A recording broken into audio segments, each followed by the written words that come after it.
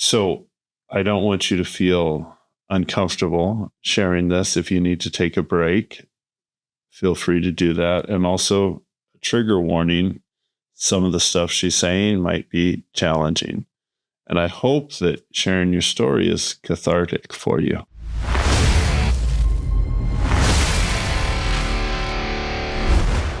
I'm Ted Hawes. This is the Innovat Podcast. This is my dear friend, Terryal. Terryal.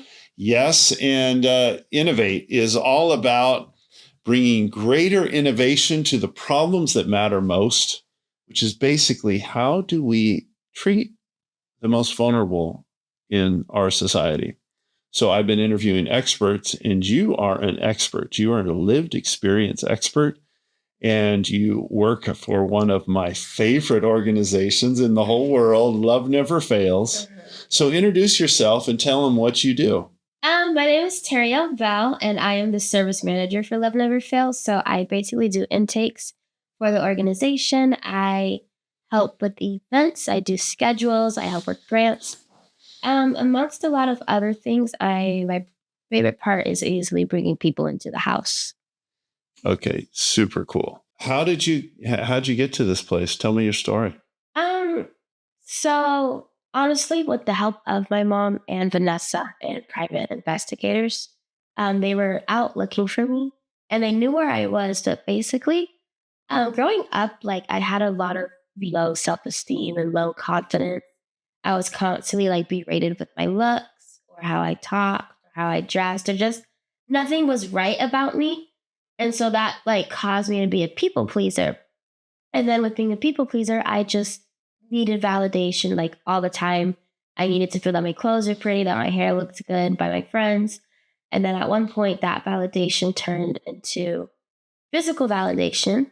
And so I started seeking out guys. And like I just felt really pretty and like not to say powerful, but it came with like a head lifting thing that I was at a good place because a lot of guys wanted to Snapchat me or like talk to me in general. So then like at one point over the summer, like I got Tinder and I pretty much like started just meeting up with a lot of guys on there because that made me feel pretty.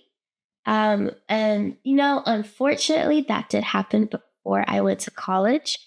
Because by the time I was in college, I had no parents to keep me in the house. I had no rules. I had nothing that held me back. So basically, I just kept getting with guys in college. And within 2 weeks, I met my trafficker.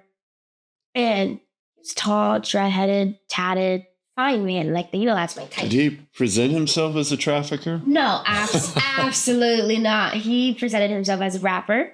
And you know, it was interesting because like I go over to his house and he had a bunch of like shoes on the ground, designer shoes, red bottoms, Jordans. And I'm like, oh, you know, he makes a lot of money. That's so cool. And like he even had like flower petals around the bed. And I was like, oh, he's just a cheater. Like, you know, I'm not gonna care about that.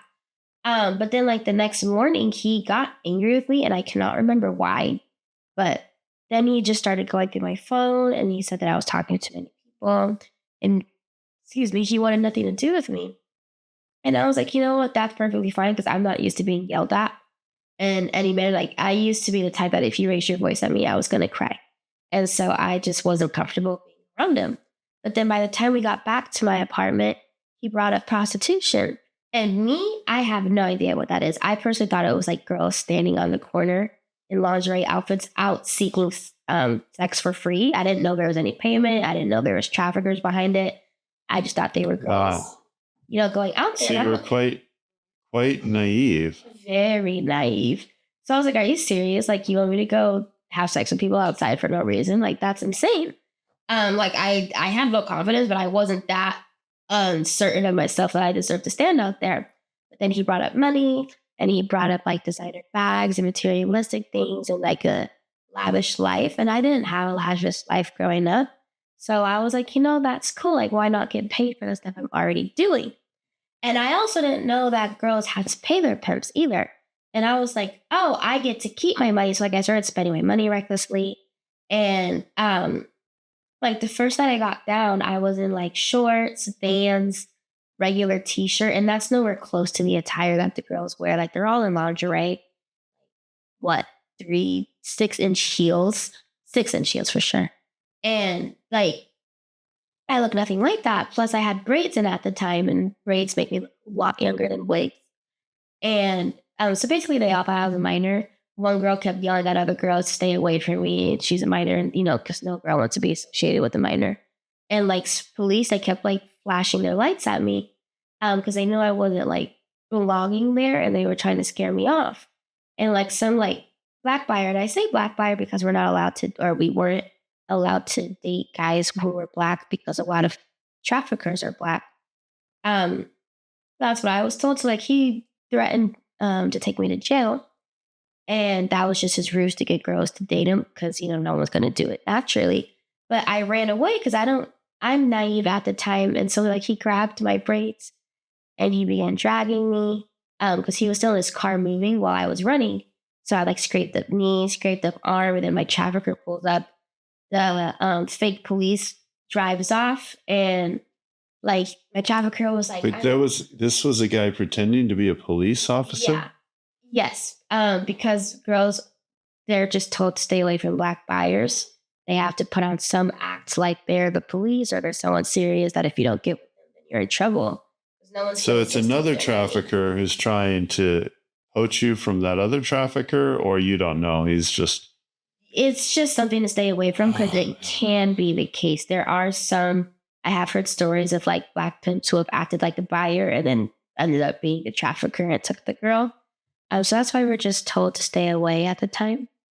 But after that whole incident, it was like the first time I really got to see my trafficker for who he was. Like he was like, "I'm so mad at you, I could hit you right now." But I just met the guy after a week, so he wasn't going to do that because I wasn't his. Man. Yeah, but I basically I kept making up excuses like, "Oh, my grandma died." She was alive and well, but yeah, I said my grandma died. I said that I'm sick, or like just anything that would not put me back out on the blade. And then at one point I was like, you know what? I can't do it anymore. And I was scared to tell him that because I thought that he was for some reason thought that like traffickers were, if I can't have you, no one can. So I thought he was going to kill me. But, obviously he didn't. But he did keep me around. And I thought like he just genuinely liked me. But I had forgotten that I told him that guys usually don't stick around with me for more than a month. So the fact that he did that, I was like, oh, he's a really cool, nice person. But no, he obviously manipulated me into that. So around March, and I to this day cannot figure out why, but I became depressed and lonely, and I was vulnerable again. So I started seeking out validation. And Blue, that's my trafficker's name. Were you still in school at this time? Yeah, I was in What school were you at? I went to Park University. It's in Arizona. It's this really small, very small school, but I went there on a track scholarship. Wow. Yeah. So you're a track athlete. Yes. You're a college, and you're still vulnerable. That's heartbreaking. Very vulnerable. And that's, it's unfortunate, but it can happen to anyone. I think that's the point. That's the takeaway. For sure. But anyways, he kept me around, and his birthday was in March. And so I'm like, okay, I need validation and I know what he wants. So I'm going to go do that for him. So I texted him like, hey, for your birthday, I'm going to go back on the blade for you. And so this time was different though. I met my wifey, and that was the girl, if you remember the rose petals, she lives with him, and he had done some, I don't know what for her, but that was the leftover. And I'm not knowing this at the time, but as I am here now, I know that much. I meet her. I have the correct attire on. I'm in I don't know, some really, really revealing outfit with heels. And I still had braids, but because I was with someone, it was a lot more it made me feel safe. She was telling me what cars to and to not get into. At one point, I even started going to casinos because there's a lot more money to be made in casinos. But obviously, it's harder because I was underage at the time. But it seems like a. Really so you were over 18, but under 21. Yeah, I was. My first time being trafficked was 18, and then I took a break. So from 18 to 19, just about. That's how long it was for. And I am thankful that it was a shorter amount of period of time, but it was still a lot to go through at that age because it was my first time experiencing the world. Um, but yeah, for about like 2 months, it was really. I mean, if I were to describe it, it was better than I expected. Like, yeah, it was so lonely, but I had a lot of nice things. I did pretty much what I wanted, of course, with his permission. Life just seemed fun. But then after my 19th birthday, my wifey had ran away because she's 34 and I'm 18. So if you do the math, like 5 years later, she's 40. I'm bad at math, but she's basically 40. And I'm only like, 22, 23. And that's a really big difference because at that point, she's like pretty much out of the game. No buyer's really going to want to buy someone who's 40. Usually they can just, sleep with their wife because a lot of buyers are married or dating or, old enough to get with someone in their age bracket. But regardless, she ran away. And Blue became mad at me. Like he was saying it's my fault or whatever. But I'm like, I don't control how you treat me. He treated me better than her, even though she had been there longer. So I could understand where she's coming from because I was treated like that at one point. But like he became really short tempered with me. He was yelling. And that was like the first time like he actually abused me. Like I had a busted lip. He kept like putting my arm behind my head and like punched my head. Like it was really, really, really So bad. for you, it's a progression of understanding that this guy is a wolf and presenting himself as one thing, but just totally doesn't care about you at all. Very, very toxic. Yeah. And it's a progression for you to come to that realization. Mm-hmm. Yeah. He hit it well. He wasn't a Romeo pimp. But at times, like he's told me he loved me before. We've cuddled a bunch of times. Like he usually didn't kiss, but kissed me. But I also know he kissed, the wifey that ran away. So I don't know, but he can make himself seem romantic, but all he really does care about is money. So yeah, and it's weird because after like he beat me for the first time, I begged to stay. But prior to that, like he had blocked my parents from talking to me. Well, he blocked me from talking to them. He cut off my friends. Like he kept saying I can't talk to friends. I only can associate with people who are in the game. And so it was just a lot of loneliness. And then he also took my ID and I have no money in my account. I made that decision to stay. So I'm like, no, I can't go back. Like I have to stay. And little do I know he was going to keep me. Just testing to see where say my loyalty was at. But yeah, I got back down that same day. I, covered up my busted lip. It was really hard to like talk to him even normally again. But after that was like the first time for like another month or two. And then there was this, what's it called? There was this party that this buyer was throwing. It was a poker party. And he paid like $1,000 up front for each because there was me and then two other girls at the time. And the next day I go by myself because he requested I go by myself. I'm like, that's fine. I know him. But the issue was he didn't pay the money up front.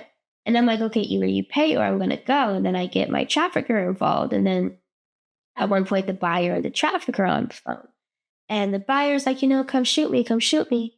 And the trafficker, he thinks of buyers as like the sludge at the bottom of the barrel. Absolutely no human anything within them. So he's like, okay, like I got to show him who's boss. So then he comes over and he keeps telling me like, hey, keep the buyer in the street so that he can get an easier shot. And I'm pretty much robotic at the time. I keep being told, don't think, just do. And so like, I'm going to do what I'm told. And so I'm keeping him in the street and he pulls up and then I run to the car and he fires like, I don't know, maybe three shots at the buyer, but like he purposely missed. He was just trying to scare him off. But little did I know there was a guy recording, and no hate to androids, but thank God he had an android because you could not see anything in there. You couldn't make the face of the buyer. You couldn't even make out my face. It was just all unclear, which is really helpful for later on. But regardless, he and I got locked up for that because of the recording, and they called the police. And at first, like I wasn't taking it serious because I've never been locked up before, but I know girls have been gotten locked up for prostitution. So I'm like, oh, I just got caught. Like that's fine. because they had gotten me in a sting. There was this buyer that said he heard me from word of mouth, and I'm like, okay, money's money. But I do regret going because I had a really bad gut feeling, and I decided to ignore it anyways because $500 is $500. And like it was the start of the night, and that's cool. And the police kicked the door down, and I'm like, okay, whatever, like who cares? But they drive me to the city where the crime happened, and I'm in like, I don't know, 45, 30 minutes away. And I'm like, if I got in trouble in like Sedona, for example, where did I stay in Sedona? So like little bits and pieces start clicking, and I realized that I was in trouble for the crime that happened at the poker party. And The shooting. Yeah, the shooting. The interrogation was like rough. I kept saying like, no, that's not him. No, that's not him. And they're like, well, how do you know that? I said, I don't know. I just know it's not that guy because they kept showing me his like mugshots. And I remember like praying just for him to go. Like at that point, I was like, I'll take the charges. I'll do the crime. Like anything. So you were trying to protect your trafficker. Yeah, because I don't know. I also thought about the people that he took care of. There was like 3 girls and 3 kids that pretty much depended on him. And I'm like, there's no good of me getting out instead of him getting out because he's the one that has all the money. And he was like, I can get you out. I'll pay for your bond or whatever. And I'm like, okay, I have to believe in that. Because at one point, like he just became someone I blindly trusted, but that's pretty much how he treated it to be. And so he actually he got caught too. We even rode the same bus together to get transferred to jail. And it was a hard, and thank God it was only 6 days, but my crime, I had 3 felonies and 2 misdemeanors. And so I was looking at like 17 years minimum. And I'm trying to figure out like, what can I say in court that's going to get me to go free? And thank God it was nothing because it's just amazing how it even Did you go to trial? No, the buyer, the guy at the poker party, he forgot to submit a form or something. And so they just let me go. And I remember I was eating one day and I was going back to bed, and the jail food is really gross. It was really hard. I lost 10 pounds in 6 days or more. But I just was not going to eat that food. And I go to bed and the girls like, Bell, roll out. And that means like, you're being free. And I'm like, oh no, they're moving me like to maximum security or something. I just could not believe that I was getting out. And I'm out. I don't see my trafficker. And I'm like, well, what's going on? But they let me go and I'm homeless for a second. But thank God, honestly, a dog saved me. It was a shy dog. And I was walking past the shy dog and its owner. And she started like wagging her tail at me, happy to see me. So the guy thought I was a good person. And he basically took me off the street. I was able to contact people. So they let you out of prison and you didn't have anything? No phone, no clothes, no money. They just like, what do you mean by no clothes? Like no clothes? I had clothes on, but like that's it. The stuff I got arrested with, not there. And so pretty much I walked out with nothing in a place I'm not from. I have no family there. And so the criminal justice system never saw you as a victim? No. They don't usually see girls who are trafficked as victims. They see them as also a criminal.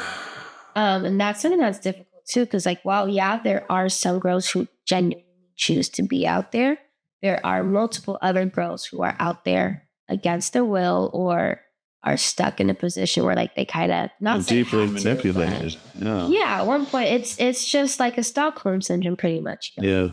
And I'm thankful that I didn't get too attached where like I got all of that to where I couldn't leave him. But I don't know, to be like beaten and bruised a whole bunch and like verbally abused and just it was awful, and still choose him. I don't know if that was me just, not caring about anything anymore or just conforming, but it was really hard. So that incident, that was the beginning of the end of you getting out? Yes. After that incident, so basically the police took all his money and he had thousands of dollars on him. And so to get out to like what, $100 something that two girls made, it was rough. So he took his anger constantly out at me. Oh, after that, you're still with him, but he flipped and was much Yeah. more abusive. Yes. He got out after like a week and maybe a half. So yeah, he pretty much was just all abusive all around, but he only did it to me because I'd been there the longest. He knew I wasn't going to run away. He knew I wasn't going to tell. He knew I wasn't going to take pictures and expose him at all. But the other girls, like, one time I had sucked my teeth and not on purpose, but he took it as disrespect and he came up on the blade and slapped me. Another girl had a full on attitude and he did nothing about it. And to watch that and be like, wow, like if I had that attitude, I'd be on the floor right now. That messed me up mentally too. And that pretty much continued for months until one point it was just he and I again. We were alone. And it is worse to be alone with him than to have another girl there because making the money all just fell on me. And every place we went to, like the girls were just selling their cells for $60, $50 for full service. And, I came from where like $100 was minimum service. And to like have to go that low, and we were just leaving from motel to motel. Sometimes we couldn't even get food. It was really rough. And I'm thankful that the wifey that ran away because of me, she was, the 34-year-old, she wanted to come back. And he told me that I was going to have to go for a bit because he couldn't have us working together. And I'm like, you know what? Please let me go. Like, I can't do this anymore. I can't wake up to abuse. I can't wake up to being spit on or kicked or I can't do it anymore. And so October 31st, love that day, he dropped me off at a Greyhound station. Mind you, he did not buy me a Greyhound ticket. He pretty much planned this trip like 2 days in advance. He left me with like 6 duffel bags of luggage and a phone with no service. And I'm like, are you serious right now? And even that same day, he still managed to like punch me a couple times in the head because he got mad that I found the Greyhound station, but it was closed. Map doesn't say it's closed, but it's still my fault. And I was still crying. Like, it's hard leaving someone that pretty much made all your life choices and that like you were by their side for 6 months. Like, that was hard. But that helped me to, just completely get away from him. At first I tried to be like solid and loyal to him right when I went back to a friend's house where he had me stay at. But thing is, my friend was staying at like an apartment that was also a college dorm. So I couldn't be there. And I texted him like, hey, they found me out. I can't stay here anymore. He's all the way in like Ohio. And he was like, before he even sent me away, he was telling me that he'll send me money, that he'll take care of me. And he did none of that. Absolutely none of that. And so I remember on Thanksgiving of 2023, I finally, I had to get out of that apartment. I couldn't, have my friend get fired or anything like that or even kicked out herself. And I tell him that, and he's not even answering the phone. I am hyperventilating, crying. I pack all my stuff. I walk to McDonald's, and I'm not allowed to call him because the girl that he's with, if she sees my name on the screen, she's gonna be upset. So I have to keep texting, and then I call him, and he's telling me like, why would you call me? I hate you. You deserve this. Go sleep in your friend's car. I'm like, you're the man with the plan, and you're telling me to go sleep in my friend's car for a month. Are you serious? Like, what am I supposed to do when she has to go drive somewhere, stand outside in the parking lot? And that was like a really, really big thing for me to realize, you know what? I can't be with him anymore. Like, he's not doing it for me. And by the grace of God, my friend's dad was driving in the apartment complex that I was staying at. He also lived there. So I got to stay with him for a month, found a job. I wasn't making much, but it was, still something to do. Until after staying there for a month, I had to leave as well. And I started. So a long time ago, you dropped out of college. Yeah, I dropped out of college, that same year I went in March. Because honestly, I just wasn't interested in the classes I was taking or anything like that. So I pretty much just I think I need to stop going to classes and just did what I needed to do online. Because they didn't penalize you for not going to classes either. So I was pretty much.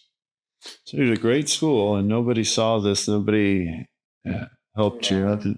No, I mean, one of my friends, like when I had first started, they saw like a Gucci bag. It was a big one, and I never even had a job. So what do I look like having a Gucci bag?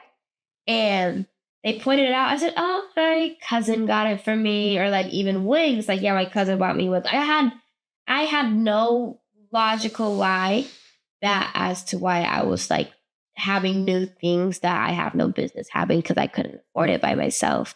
But no one put two and two together until like I told a couple friends, but that was way later down the line. And they weren't shocked or anything. They're like, oh, that makes sense because it makes a lot more sense that I got money or stuff. Could they have helped you then if they had known the signs, if they'd been better educated? Honestly, I don't think so. I remember one of my friends, like she wanted to try and become a prostitute. And at that time, like I was told to recruit. So I'm like, yeah, it'd be so great. But I never actually wanted her to come because I'm like, I don't want her to get beat up or anything like that either. But yeah, none of my friends were equipped to help me, even if they knew. Because like I remember one time, he thought I had stolen money from him, and this was way back in the beginning. And the truth was, I had forgot to take out $200 from my wallet, and I didn't check. And like he only like hit me on the mouth, so I didn't consider that abuse or anything like that. But it was enough to make me cry still. And I pretty much tell like, he slapped me. My friend laughs. So then I start laughing because I'm like, oh, that must be funny. But I tried to reach out and I just got laughed at. So no. Oh, you were trying to reach out to your friend at college and they just laughed at you. Yeah, I told her the guy hit me and she laughed. So. Okay, I'm sorry. No, it's okay. So how'd you get out of it? There was one morning while I was squatting in my apartment, I decided to pray instead of listening to rap music. I hadn't taught or gone to church at all for like over a year at that time. But because I was raised in a church, I still know God exists. I know I can pray to him. So I prayed. I'm like, Lord, I need help. Like this not working out. The money I'm getting is gone for the next week. I don't know what to do. And I come home that day and I'm homeless. They locked me out the apartment completely. My clothes are in there. There's checks in my name in there. Thank God I cashed them. But, regardless, I had nothing. And I'm like, Lord, I don't know what your definition of help is, but this is not it at all. And it's giving you what you need, not what you want. In the long run, yes. And usually for me, like I'm just at that time I was used to something working out. So I'm sitting on the curb like, hey, is someone going to pick me up and offer me to sleep in their house? But no, that didn't happen. So I go to a laundromat across the street, go there, sleep, and then I go to work the next morning. And after work, I have been in tears because I'm homeless. I genuinely have nowhere to go. And Arizona was freezing. This is January right now. Freezing. Yeah, Arizona's extreme. It's oh my God, extreme heat, extreme cold. And so I called my aunt because my aunt had suspected that I was being trafficked, but I was like, no, you tripping. I'm not being trafficked. And I called her. I'm like, auntie, you're right. Like everything that you said was happening. And she was like, okay, like, let me help you. But then she was like, I don't want to ever step your mom. I was scared to talk to my mom, like genuinely anxious. And thankfully, when my mom called, she was calm, loving. And I know, thank God, through the help of Vanessa, like she was like, Vanessa, what do I do? How do I talk to her? And she's like, just be understanding, just be calm, just be loving. And I needed that. And so my mom booked me a hotel, and that was like the first time in a month I slept on the bed. And then she booked me a flight. That whole 2 days was surreal to go from being homeless and then returning to California that same day. I'm like, oh, now I see what God was doing because now I'm back home with my family. I just was too scared to go back. And then after the shame, right? You're afraid your mother was going to yell at you because you let her down. Yeah, because they knew I was being trafficked. They knew I went to jail. And I'm like, man, that's embarrassing to go back to my family. Like I hopped off the porch and this is what I do. Like I couldn't face them. And my mom had a family meeting to where like I had to explain myself to all my siblings. That part I wish didn't happen because I wasn't ready to talk about it. Like one of my brothers was like, you know what, you chose that lifestyle, like you deserved what happened. And I was like, I didn't choose abuse. I didn't choose to get yelled at. I chose what I was told. And no one's like, hey, I'm going to buy you designer stuff, but I'm also going to, beat you and yell at you if you don't do right. No one says that. So I didn't know what I was getting myself into, but regardless, my mom had me have that conversation. It wasn't my favorite. I also tried to like look for a job because I wasn't comfortable being 19 at my house without a job. Don't know why, it just wasn't.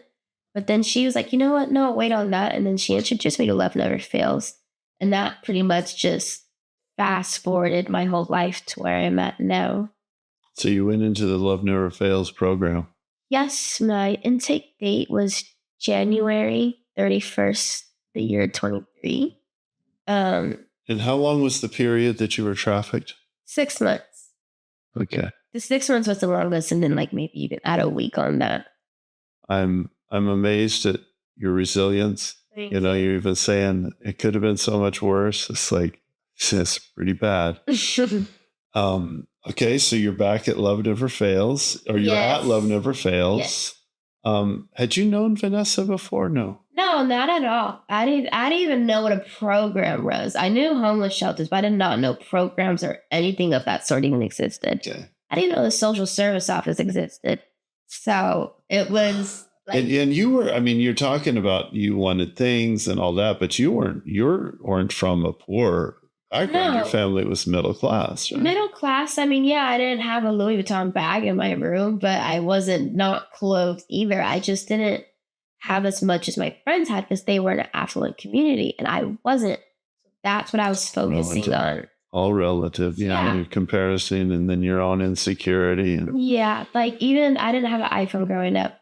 And but you were an elite track athlete. You don't get to college unless you're very good. Well, I didn't. I guess I don't know why I didn't care about that. Like I was fast, what to do, but that's the problem with the human heart. It's deceptive, and you're insecure. And wow. So you're at Love Never Fails. What was that like? Honestly, off to a rough start. There was a baby there, two babies. They were twins, infants. And I had not been around kids forever. And so in the morning, I like to refer to it as baby harmony, where they would start crying at like 8 in the morning. And I was like, bro, someone's got to make them stop. And it was just constant, or sharing a room with someone, not having my phone. After like 3 days, we're at church. And I'm like, Lord, if you want me to do this program, I'll do it. But if not, I am going. So the next day I called my mom and said, Mom, I'm trying to go. And my mom's like, no, if you leave, you have nowhere to go. I said, you have got to be kidding me. I called you to let me go. And I'm like, okay, God, like I'll stay. There's a couple times I wanted to run away. Like messiness or constant yelling in the house sometimes because some girls just didn't get along with each other. But I personally had really good boundaries. If I didn't like you, I was not talking. I wouldn't even look at you. But I was there for me. I needed to get my healing. So if I focused on other people, it just wasn't going to work like that. And it's funny because at one point, do you know the peer advocate at university? I know. So basically, there's some girls in the house that can be like, or say elected to become like a program member who helps like direct the girls. Like, you shouldn't be cooking on the stove at this time, or these are the laundry days. Like just kind of like a leader in the house. How many people are in the house? Currently? Or what at the time? At that time, maybe like 5. It varies though. Like one time we've had 4 girls in my room, including me alone. And like, sheesh, a lot of people for one bathroom, one closet. But regardless, like becoming a peer advocate, I couldn't ignore girls anymore. I couldn't be mean to them. I couldn't argue back and forth. Not that I was doing that, but at that point I literally couldn't. I was in a position where I had to grow. And then... so when you were given the responsibility, you rose up to it. Yeah, I rose up to it. I'm like, they have a lot of faith in me. I love that because sometimes I had an attitude with the staff. Like, if I didn't want to be talked to, I did not want to be talked to. They knew not to say good morning to me even because I wasn't going to reply. I'm not a morning person. But regardless, like it was a really good thing. And then also at the IT Biz program, I did that. And I was like, I'll never go back to school. Here I am doing school 6 to 9 p.m. every 2 days a week. And then from there, I got my project management certificate. And I'm actually currently about to restart IT Biz and get like a higher project management certificate. So I'm pretty excited about that. I was able to, so there's like phases in the house. And I went from phase 1.5 within 9 months to phase 2. And, I was looking for work, couldn't find work. I got rejected from Buffalo Wild Wings. And my whole my whole resume is all restaurant stuff. So I'm like, I'm not qualified to be a server.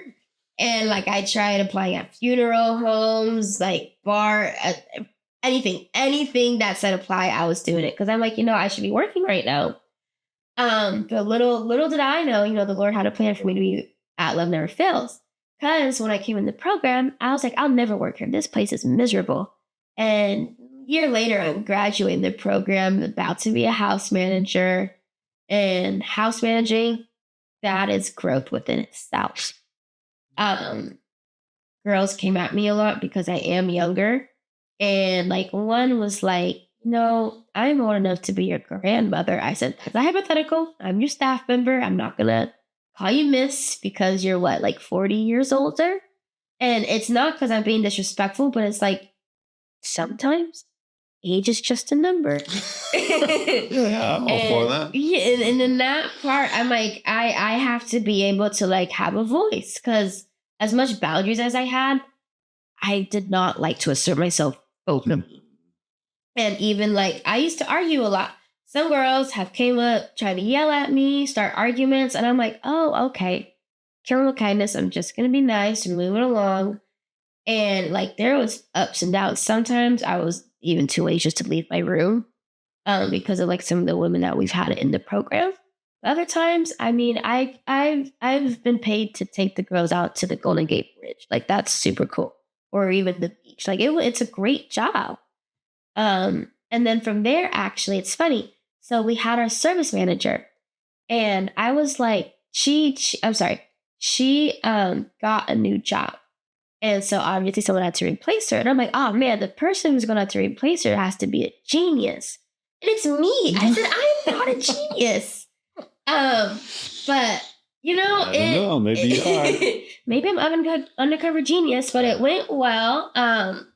So after like 9 months of house management, I went to service management in October, September, pretty much.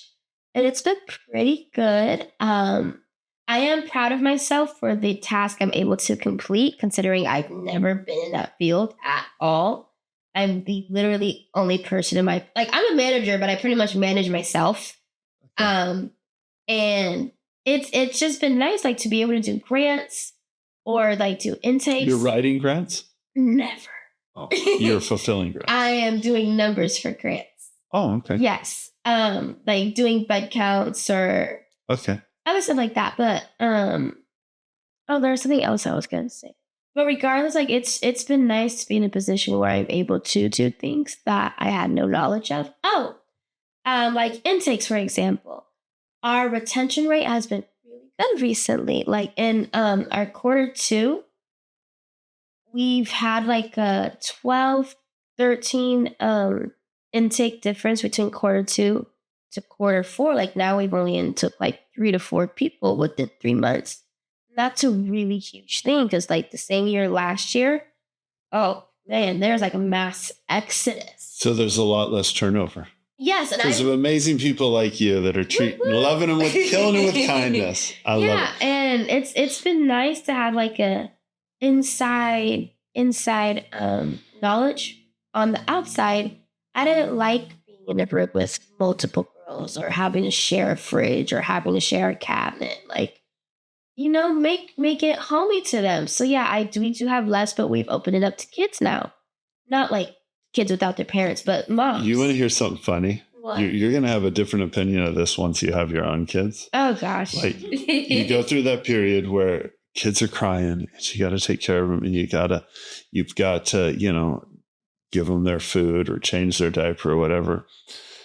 Now, like if I'm in an airplane, it's less now because it's, my youngest is 18, but particularly when we were just out of that, when I heard a kid crying, your first reaction, and then the sense of relief that would come over me when it's not my kid, the music would be like music. Like, I don't have to do anything. That's somebody else's problem. That is a good perspective. so like, I love the sound of kids crying who aren't mine. Not my problem. Somebody else's problem. Yes. Like the sense of relief that would come over me. I don't have to do anything. So I have a question. Okay. When was it that when was the moment, or maybe it was a progression where your eyes were open and this guy's not your boyfriend, this guy is trafficking you? When did you come to realize that I'm being trafficked? Partially the first time, because like the first time he abused me. Because like after that, he was like, okay, go get ready and make me some money. I was like, you just beat me. What do you mean go make you some money? And prior to that, actually, when he took my ID, he took it so I couldn't go home. And then he even took back the stuff that he bought for me when he thought I was going to steal $200 from him. And I'm like, oh, that's weird. Like, you're not even letting me go home. But like other points, so basically like he used to have us all sleep in one bed. And sometimes he would be inappropriate with one girl while we're all in the bed. And that was like mentally like draining to be there. I don't know. It was just super uncomfortable. So you pretty much from the early on, after the first time he beat you, you realized he's not my boyfriend. Yeah. But it still took you 5 months and divine intervention to get out of it. Yeah, because I knew like I didn't go around like, yeah, that's my man. I knew what he was doing. I know he lives with another girl. But when I realized like it just wasn't a situation for me, was just more so, I don't think I minded him having other girls only because I knew we weren't in a relationship. It was more so how he treated me around other girls. That's what was really disappointing. Because like you would think he would treat someone well who had paid him the most, been there longer, been with them through thick and thin. But no, he absolutely like kicked me to the curb. Yeah. He also was clever at cutting off the relationship with your family. And I also know during that whole time, your mom's a praying woman. Yes. She was praying very, very fervently for you. So wonderful. So, wow, I'm very encouraged at how you've taken your own adversity, your incredible trauma that is so hard to even imagine. And now you've turned it into empathy and strength and power, and you're helping others, and you're doing a great job. So, any closing thoughts? Honestly, I guess for like people who may have family members who are out being trafficked, like I'd always say keep reaching out if you can. Love was probably like the biggest thing that brought me back, and compassion and just not feeling of judgment, because judgment is something I was also completely scared of. And then like also recognizing signs, like how my friends recognized I had a Gucci bag, or I had nails, or they were long nails. That's expensive in Arizona. And wigs. And I was going out late every night, coming back at like 7, 6, 8 in the morning. Just signs like that. Like if you notice anything's off about them, don't be afraid to ask or inquire even. That's about it. Well, keep up the great work. Thank you. Keep going out, and hey, support Love Never Fails. They're doing amazing work, and reach out to them, go volunteer or send a check, or go on one of the outreaches. They're doing a wonderful job to make the world better. So thank you so much. You're welcome. Great job.